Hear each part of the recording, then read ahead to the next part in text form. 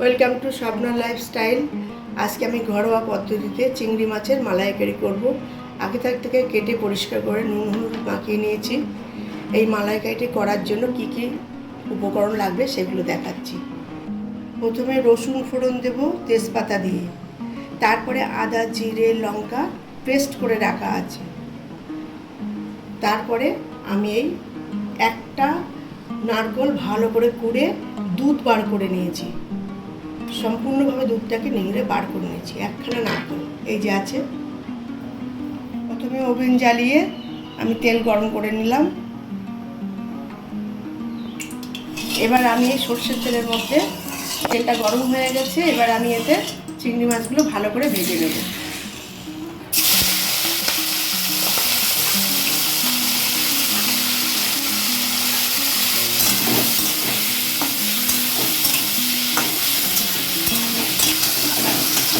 ভাজবো না, চিংড়ি মাছটাতে জল বেরিয়ে গেছে, ভাজাও হয়ে এসছে।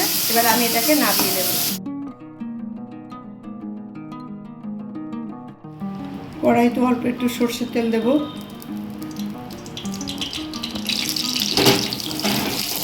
তেলটা গরম হয়ে গেছে, এবার আমি এতে রসুন কোয়াগুলো দেব।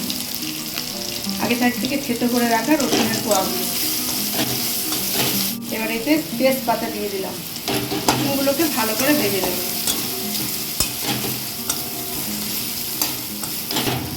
রসুন ভাজা হয়ে গিয়েছে, এবার আমি এই মশলাটা দিয়ে দিচ্ছি।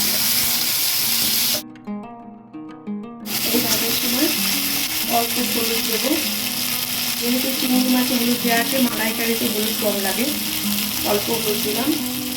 হাফ চামচ মতন চিনি দিলাম। চিংড়ি মাছের লবণ দেওয়া আছে যেহেতু, এখন অল্প করে দিলাম। মশলাটাকে ভালো করে ভেজে নেব।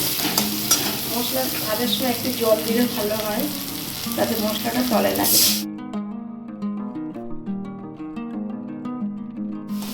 মশলাটা দিয়ে তেল ছেড়ে আসলে, এই তেল ছেড়ে এসেছে, এবার আমি এতে ভেজে রাখা চিংড়ি মাছগুলোকে দিয়ে দেব। মশলাটা দিয়ে একটু কষে নেব। চিংড়ি মাছগুলোকে কষানো হয়ে গেছে, তেল ছেড়ে দিয়েছি। এবার আমি এতে একটা নারকেল যে দুধ বার করা ছিল, সেই নারকেলের দুধটা দিয়ে দিলাম।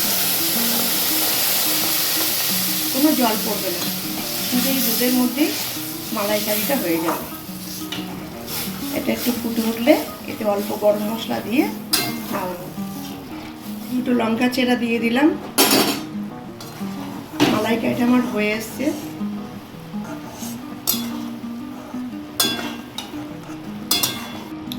নামানোর ঠিক আগে একটু গরম মশলা দিয়ে দিলাম। গরম মশলা দিয়ে একটু ফুটিয়ে নেব।